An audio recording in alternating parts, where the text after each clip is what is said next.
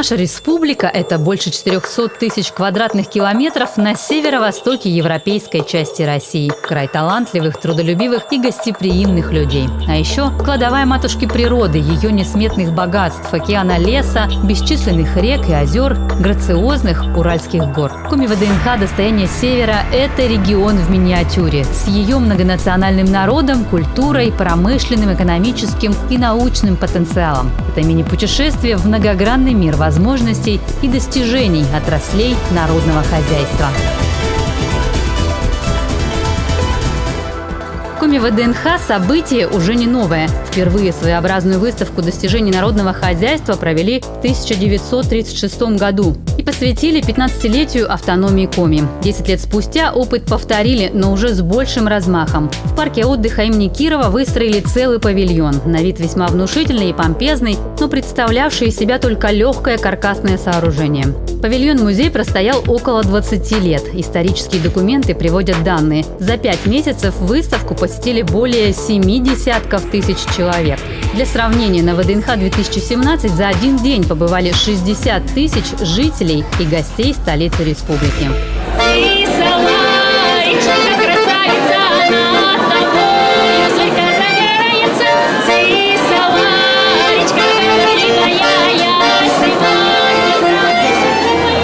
Первыми гостей встречают представители городов и районов Коми. 20 муниципалитетов, в каждом свои достопримечательности, традиции, предприятия. Посетители окружают вниманием и заботой, вовлекают в праздничный хоровод, угощают национальными блюдами. Это, конечно, коми-шанги, пироги, а в северных районах гастрономические шедевры из оленины и рыбы.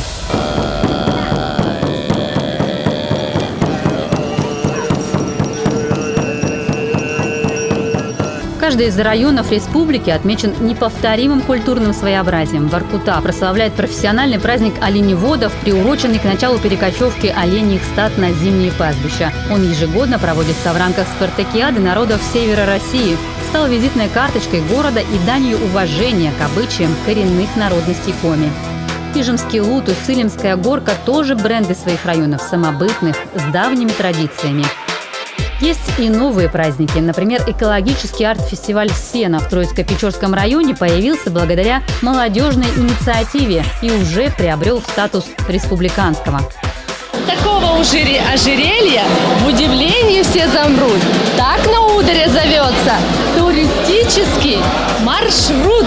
Река Мезень, ожерелье Удары – это готовый туристический маршрут с гостевыми домиками, катамаранами, культурными, природными и хозяйственными объектами. Район представляет на ВДНХ свой туристический потенциал. Одно вашкинское масло чего стоит, даже в Германии о нем знают. У меня побывали из Норвегии, из Лапландии, из Японии. В прошлом году была. Она в восторге. Знаете, наши края назвали маленькой Швейцарией. Ударский район расположился в западной части региона. С давних времен Таежный край славится изобилием ценных рыб, пушных зверей и красотой величавых корабельных сосен. Заготовка и переработка леса – главный драйвер экономики района.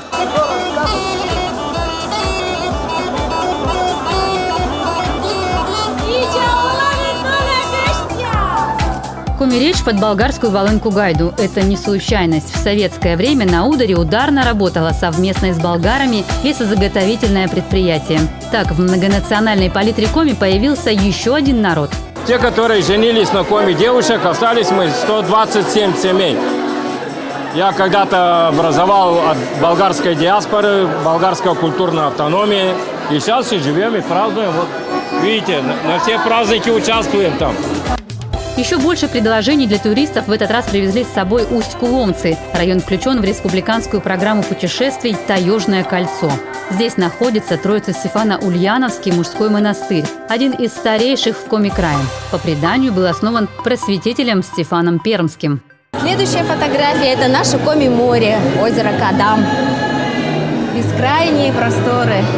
Это туристический объект, там база отдыха, можно приехать, посмотреть, отдохнуть, порыбачить, покататься на лодке. Если зимой, то, конечно, на снегоходе.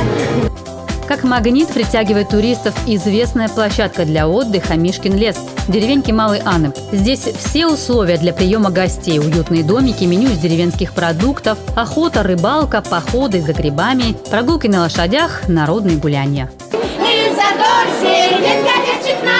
Для большого дела Комский район занимает первое место по количеству овец. Эксклюзивные изделия шерсти очень теплые и красивые. Но пока местные умельцы не нашли рынков сбыта. Такая же проблема у многих ремесленников. В Карткиросском районе ситуация изменилась после открытия коми-центра. Специалисты продвигают работу местных ремесленников. Их имена теперь известны, а работы популярны. Заказывают кованые скамейки, оформление для клумб, наличники. Очень много всего делают из железа. В районе даже устроили фестиваль кузнечного мастерства Кортайка. В коми-зарянской мифологии это могучий кузнец, колдун, наделенный чудовищной силой. Конкурс стал не только межрегиональным. Варить из железа приезжают жители Финляндии, Эстонии. Так удалось организовать умельцев в кузнечное сообщество и дать им возможность повысить профессиональный уровень. Не пропускают искусники района и коми ВДНХ. Каждый мастер, он приходит, он обменивается с другими мастерами. Вот, например, из удара по бересте сильно работает, по металлу мы заметили, только один район сегодня выставил, Сосногорск, То есть у каждого района какие-то брендовые направления. У нас это металлообработка, это береста, изготовление вязаных игрушек, поделок. Житель Выльгарта Владимир Киселев на выставке достижений представил мезенскую роспись. Его профессиональный уровень отмечен самым компетентным жюри. С этими работами он победил на региональной выставке «Мастер года». Это церкви, которые в Мезене. Вот это, например, часовня Поросковой Пятницы. Вот. Это церковь Святой Богородицы. Сувениры ручной работы на коми ВДНХ – это уникальные творения. Каждая в отдельности и все вместе они являются свидетельством незаурядного творческого мышления и огромного потенциала коми-человека. Народные умельцы изощряются и в техническом мастерстве. Последний ноу-хау – электромобиль «Трайка», то есть куломского Кулибина. Развивает скорость до 45 км в час. Есть и электродвигатель, и велосипедные педали. Наш экземпляр значительно дешевле заморских аналогов. Это наполовину пока созданный прототип, экспериментальный образец. Будут еще много доделок. Например, будет крыша, кабина, будет сиденье для детей, сзади багажник. Все это будет. Днище будет закрыто. Этот экспонат Алексей Наумик готовил специально к нынешней выставке. Год назад он демонстрировал только резьбу по дереву. В планах открыть собственную мастерскую. Усть-Куломец, кстати, ученик интинского умельца Николая Филенко. Он развернулся уже куда шире. Больше 10 лет изготавливает станки на продажу и отправляет по всей России. Изделия с национальной символикой тоже пользуются спросом. У него масса идей, как развивать родной заполярный город. Обходят вниманием Интинский ремонтно-механический завод. Громаднейшее серьезное предприятие, которое можно направить на выпуск, в частности, здесь, в республике.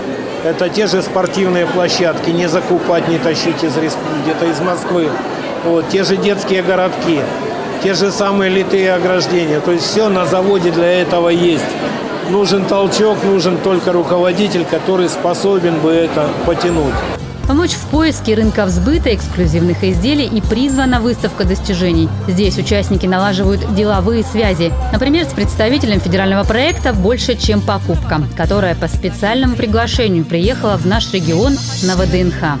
Проект инициирован фондом региональных социальных программ «Наше будущее», учредителем которого является Вагит Юсуфович Аликперов. Мы занимаемся бытовой поддержкой продукции социальных предприятий. Охвачено 16 регионов, более 80 социальных предприятий уже поддержано. Мы им помогаем не только с бытовой поддержкой, мы помогаем им и с маркетинговой, оформительской частью. Продукция, например, продается на витринах магазинов, заправочных комплексов или становится частью корпоративных новогодних подарков. И тогда объем производства с нескольких штук увеличивается до нескольких тысяч. Одним из претендентов на участие в проекте стали детские наборы Куберу, не имеющие аналогов во всем мире. Это одновременно 3D-пазл, конструктор, головоломка, мозаика и раскраска. Есть и мобильное приложение, оживляющее картинку. Разработчики – жители Сыктывкара. Их создание получило признание на лучших выставках России как инновационная детская игрушка. Например, вот кубик с изображением достопримечательности Республики Коми Маньпупунер. У нас имеются головоломки для всех возрастов, которые по своему принципу сборки уникальны. И на каждой грани мы можем наносить гравировки и различные иллюстрации, как детям, так и взрослым. Ответ кубику Рубику, Куберу. Отдельный ряд Коми ВДНХ посвящен сельскому хозяйству. Здесь все от дикоросов до продуктов оленеводства. И, конечно, все можно продегустировать. Предприниматель Михаил Канев привез около 4 килограммов ижемского чая. 18 видов, но самый популярный из плодоножек морожки. Соседний Уссыльмский район продвигает молочную продукцию. Крестьянско-фермерское хозяйство села Замежное перерабатывает около 2 тонн молока в сутки. С реализацией проблем нет, даже готовы расширяться. Планируем добавить и топленое молоко, пробовать, ряженку тоже. Главный овощевод республики Людмила Изюрова свое КФХ открыла еще в 95-м. Стаж солидный, связи с торговыми организациями и поставщиками устойчивые, клиентура стабильная. Нас включили в государственную программу по мелиорации земель по республике Коми. Поддержку получили 1,5 миллиона на ремонт осушительной системы и 400 с лишним тысяч на культуртехнические работы. Очень своевременно, главное в этом году получилась эта работа, потому что если бы в этом году мы осушительные системы свои не прочистили, не отремонтировали, мы бы не смогли ни пахать, ни сеять. Проблема, говорит фермер, одна. Погода иногда подводит. В хорошие годы собирает до 250 тонн картофеля. Этой осенью надеется хотя бы половину собрать. Метеопричуды уже сказались на прибыли пчеловодов. Пасечник Виктор Лекомцев пчел разводит четверть века. В среднем за лето собирает 450 литров. Погода опоздала на целый месяц. Пчелы уже надо мед качать, а они пошли в рой, то есть делиться начали.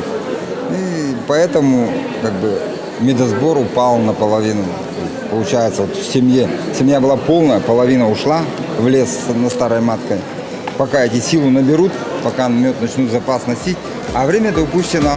За 2 года Коми ВДНХ стала главной экономической площадкой региона. Выставку вернули к жизни по инициативе руководителя республики Сергея Гапликова к 95-летию Коми. Тогда за 2 дня экспозицию посетили больше 100 тысяч человек.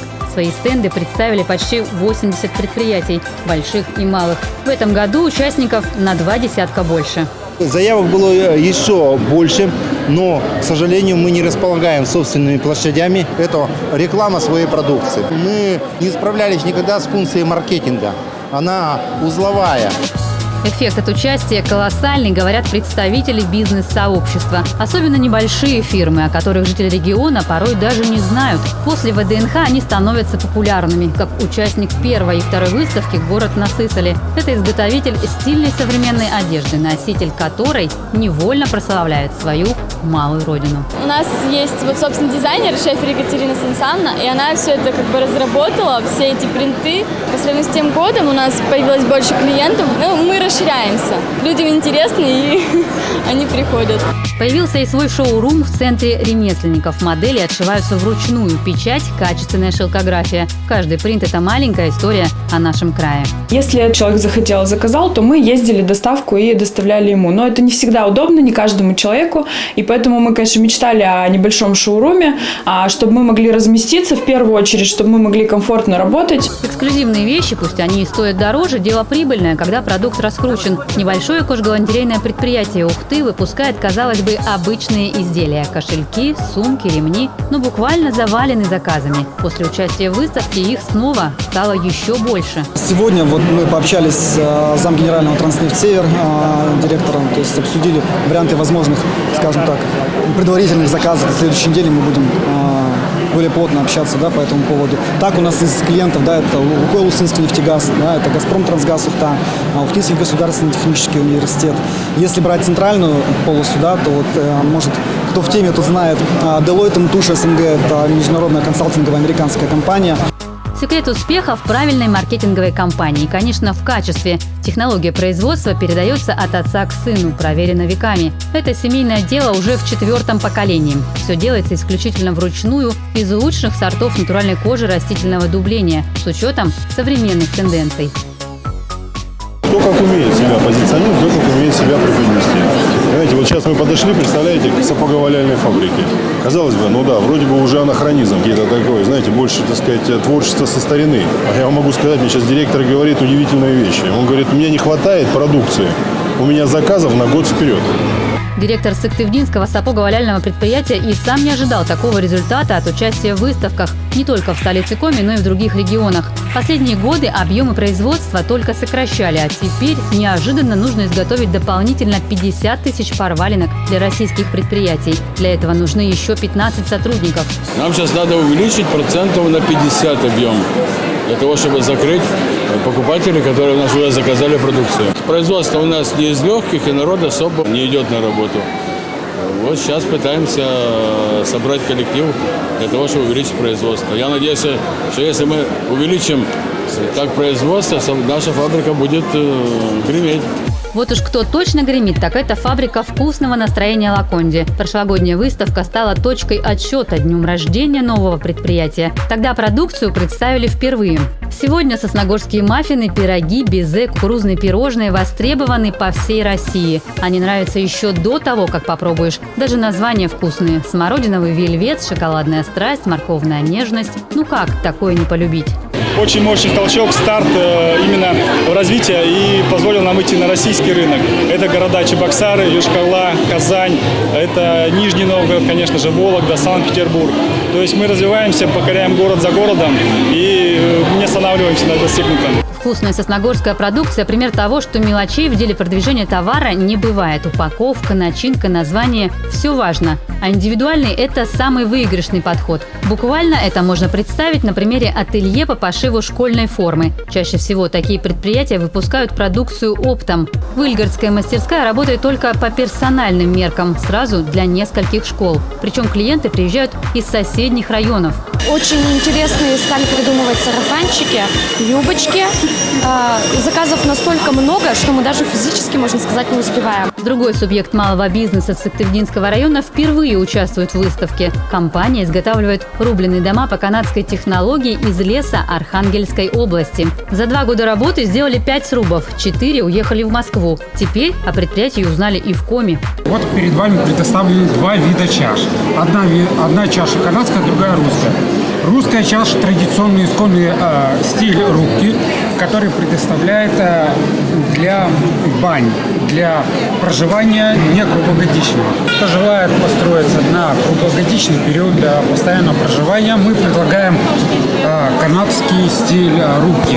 Коми ВДНХ – это уникальная площадка. Здесь можно узнать, чем и насколько богата наша республика. Это и промышленность, культура, природный и, конечно, человеческий ресурс. В этом году еще больше участников, еще больше гостей. А значит, больше клиентов и заказов. Новые участники и среди представителей крупного бизнеса. Сыктывкарский металлообрабатывающий завод реализует инвестиционный проект итальянского предпринимателя. Спустя год после запуска башенные краны из Коми уже продаются и сдаются в аренду. Первый год у нас ушел на экспериментально-опытное промышленное внедрение технологий, которая была привезена из Италии, из компании Pioneer System. Также этот завод в Италии находится в нашем холдинге. И сейчас у собственника 2 завода, один в Италии, другой в России. И каждый несет свой значимый функционал.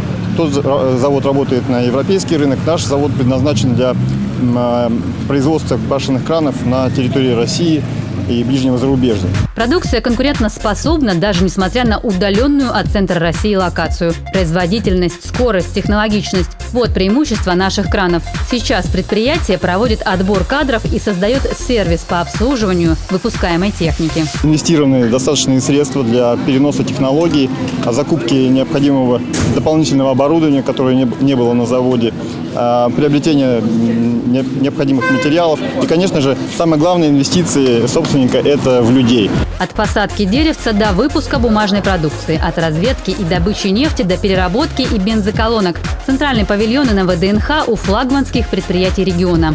Республика Коми – важнейший топливно-энергетический и лесопромышленный район России. Базовые места заняты Лукойлом и Монди. Они просили как раз эти места, и им есть чего показать. Это два сегодня самых динамичных предприятия региона, которые развиваются во всех направлениях и которые составляют, так бы сказать, позвоночный хребет нашего региона вместе с «Газпромом». Жители экономической столицы региона, родины нефти, главное природное богатство региона рекламируют в виде сладкого угощения. Мороженое сделано из настоящей ухтинской нефти. Федор Придунов ее здесь нашел и начал добывать. А мы, ухтинцы современности, продолжаем это делать. Первым в России в 1745 году организовал нефтяной завод. И возили мы в ту нефть оленями, лошадями, саму Московию и аж самый Санкт-Петербург. Михаил Ломоносов опыты моей нефти проводил. Очень хвалил, кстати. У предприятий акцент на природоохранной политике. Наглядный процесс очистки водоемов вызвал у посетителей большой интерес. Озеро фантазии. Попадание нефти в озеро. Да? Это сорбент на основе торфа. Данный сорбент, он российского производства. Обратите, пожалуйста, внимание, я, конечно, больше массу высыпал для быстрого, так сказать, эффекта, да? На самом деле, вот этот сорбент впитывает в себя 10 раз больше своей массы. То есть 1 грамм сорбента впитывает в себя 10 грамм нефти. Несколько минут и сорбент практически полностью впитал углеводороды, после чего устанавливают боновые заграждения и удаляют загрязнения. В условиях выставки убирают обычной лопаткой. Нефтедобывающее предприятие рекультивировало уже 1200 гектаров земли. Причем не только свои территории, но и оставшиеся от прежних недропользователей. Компания перерабатывает до 4 миллионов тонн нефти в год и производит уникальные продукты. Республика и компания тесно сотрудничают с 99-го. Финансовые обязательства по соглашению в этом году больше 1 700 000 000 рублей. Завершается ряд социально важных проектов муниципалитетов. В Усинском районе открывается 2 парковые зоны и несколько детских городков. Уже традицией стал и подарок компании ко Дню Республики. За 3 предыдущих года муниципалитетам вручили 500 новеньких, оснащенных всем необходимым автобусов для перевозки детей. В этот раз еще 10.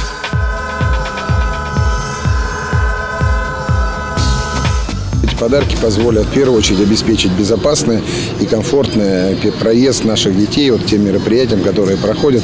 А их проходит очень много и на территории города, и в соседних районах. И такие новые современные автобусы позволят выезжать нашим ребятам, чтобы показать свое творчество или спортивное мастерство и за пределы республики.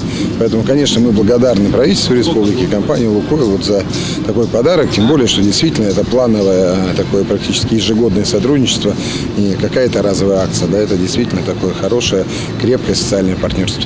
Другой крупный игрок нефтедобывающей отрасли к социальным обязательствам относится не менее ответственно. Уже помогли больницам в приобретении дорогостоящего оборудования, детским и спортивным учреждениям в ремонте и покупке инвентаря. К нашим достижениям во благо республики можно отнести такие моменты, как, например, создание кабинетов классов физики в школах. Мы сделали 3 класса в Синдере, в Микуне и в Ухте. В перспективах есть создание такого же класса в Усинске. Мы считаем, что поднятие уровня образования наших школьников, оно также приведет к положительным результатам и в развитии республики. Детям и молодежи, как главному достоянию и потенциалу региона, как на прошлой, так и на этой выставке уделили особое внимание. Образовательные организации, учреждения социальной защиты представили свои услуги, достижения и провели множество мастер-классов. Вуктыл научил юных посетителей ВДНХ рисованию по воде. Техника нетрадиционного рисования. Она делается на уплотненной воде, для чего используется крахмал или можно использовать также клей силикатный. Оно уплотняется, чтобы была такая структура жидкого киселя, чтобы краска не падала вниз. Видите, она задерживается на поверхности. В Коми активно развивается дополнительное образование, в частности, технические направления. В этом году открыты новые классы робототехники и целый технопарк. Ребята уже участвуют во всероссийских фестивалях со своими моделями. Это, например, фабрика по сборке спиннеров. Мы задаем цветовой код и запускаем. Робот, основываясь на показаниях датчика, подъезжает к определенной части, забирает ее и устанавливает на специальную юлу. Студенты колледжа искусств презентовали компьютерную игру «Бабус-Сысольский» и комикс «Аир Капи». Коми легенда, но выполненная в стиле комикса. То есть доступнее для молодежи восприятие вот как раз коми-эпоса. Мне кажется, это было бы интересно. И мы очень мечтаем, чтобы комикс этот был реализован. Сыктывкарский университет имени Петерима Сорокина демонстрирует редкие растения из ботанического сада и технические разработки. Беспилотный летательный аппарат, который мог бы применяться даже в оборонном комплексе. Причем управлять им с земли не нужно. Мы объединили две технологии – компьютерное зрение и нейронные сети. В данном случае это прототип, собранный в нашей лаборатории. Центральный процессор, который установлен в нем, он обрабатывает в режиме реального времени информацию, которую получает с видеокамеры, сравнивает ее с картой местности и управляет сам собой. Поражают масштабностью проекты в области диагностики состояния организма. С помощью этого оборудования процессы в поврежденном головном мозге можно детально рассмотреть и назначить лечение. Говорят, это база, на которой будет строиться медицина будущего. В основном проекты адаптированы либо на доклинические исследования, либо исследования для определенных видов профессиональной деятельности. В частности, мы работаем очень плотно со спортсменами, как в детско-юношеском спорте, так и в спорте высших достижений. Ну и, так скажем, изучаем проблемы, которые очень важны при реабилитации людей после спинальных патологий или после инсультов. Здоровью на ВДНХ посвящены сразу несколько павильонов. Можно проверить свое физиологическое состояние или научиться оказывать первую медицинскую помощь. На площадке Центра медицины катастроф Коми для этого есть необходимые тренажеры. Голову разогните посильнее. Не получается. А это сердечно-легочная реанимация. Все показатели оценивает специальная программа. Необходимо произвести дефибрилляцию. Мы набираем заряд.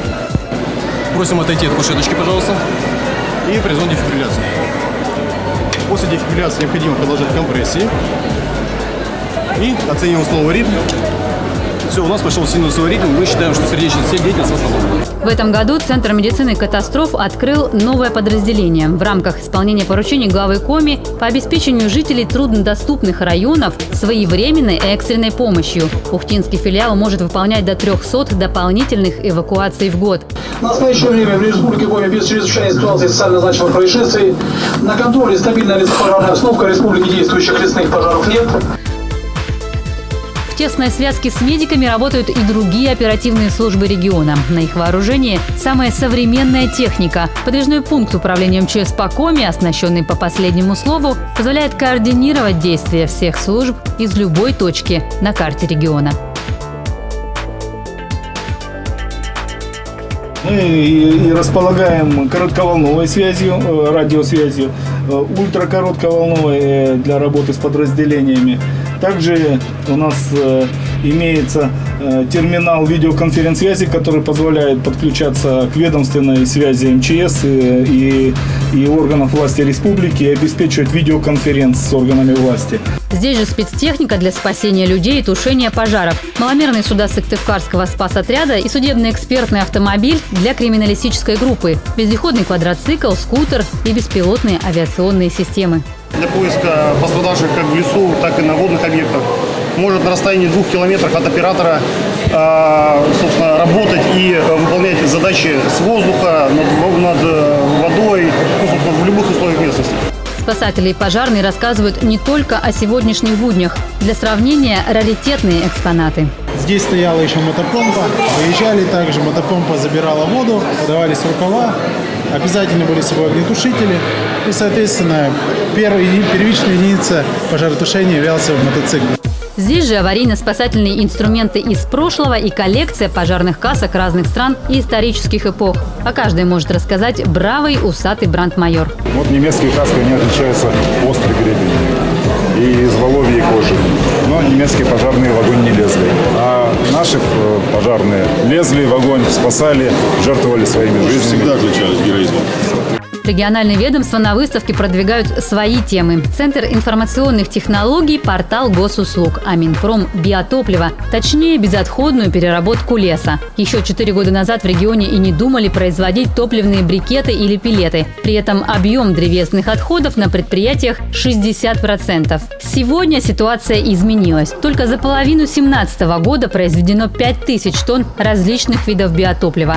Для дальнейшего развития нужно расширить рынок потребителей. Для этого вот как раз Коми-тепловая компания, она переводит ряд котельных муниципальных с угля на брикеты. Брикеты заменяют уголь без модернизации оборудования. То есть не надо, уголь – это грязь, копоть там и прочее.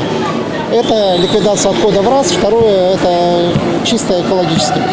То есть вы не будете шарахаться от запаха уже, который от угля, и не будет такой грязи. Тепловики, в свою очередь, призывают экономить энергию. С помощью интерактивного развлечения пытались объяснить даже такие факторы, как уровень личной теплоотдачи, пребывание или отсутствие человека в квартире влияет на потребление ресурсов. Экономить энергию и сокращать расходы можно и с помощью современного оборудования, например, светодиодных ламп. А как насчет антивандальности? Антивандальные. Антивандальные? Да. Есть у нас загадки не разбить? Не разбить. Анодированный корпус, значит, то, что он не будет ржаветь, значит, и комплектуется закаленными стеклами. Ухтинская компания – официальный дилер крупного российского предприятия по производству ламп на основе высокотехнологичных светодиодов. Такие имеют огромный запас рабочего ресурса, снижают эксплуатационные и затраты на электроэнергию в 5-10 раз. Сегмент дешевых, некачественных изделий, легко доступных, очень большой. Понятное дело, кризис, люди не могут себе позволить взять, бывает, хорошее. И при этом мы выходим на рынок нормально. Мы где-то 18 века хорошо уже осветили. Сейчас в перспективе открываем линию кредитования частным ИПшникам, людям, чтобы люди могли, не имея наличных средств, кредитоваться в банке и брать на себя изделия. ВДНХ сближает в буквальном смысле. Здесь от района до района рукой подать, а не тысячи километров, как на деле. Целые предприятия в соседних павильонах. Деловой климат располагает к сотрудничеству. Живые связи и контакты с руководителями компаний, с руководителями госучреждений, они, естественно, помогают. Единственное, что минус, наверное, единственный минус – это один день. За один день мы не успеваем просто охватить всех, с кем мы могли бы в перспективе поработать. Выставка проведена качественно, на хорошем уровне, и поэтому мы с удовольствием будем участвовать в этих выставках. И согласны даже участвовать в организации этих выставок сами, подтягивая представителей из других регионов. Мы, конечно, очень хотим, чтобы наша ВДНХ Республики Коми с каждым годом все расширялось, все приобретало больше интересных моментов, новых предприятий, конечно же, больше продукции. На этой выставке сегодня находится, в том числе здесь перед нами, ряд предприятий, предпринимателей, которым выставка дала, можно сказать, второе дыхание, вторую жизнь. Многие у нас приезжали на тот момент, даже не подозревая, что это может в их судьбе изменить практически, я бы сказал, все. Как и много лет назад, уже современная Коми ВДНХ обрела популярность у жителей и одобрение у предпринимателей. Это один из инструментов формирования конкурентоспособного инвестиционного климата в регионе, реализации новых продуктов и развития республики. Эффект от работы выставки для каждого участника и региона в целом долгоиграющий, а потому участники уже продумывают, как интереснее представить свою продукцию в следующем году.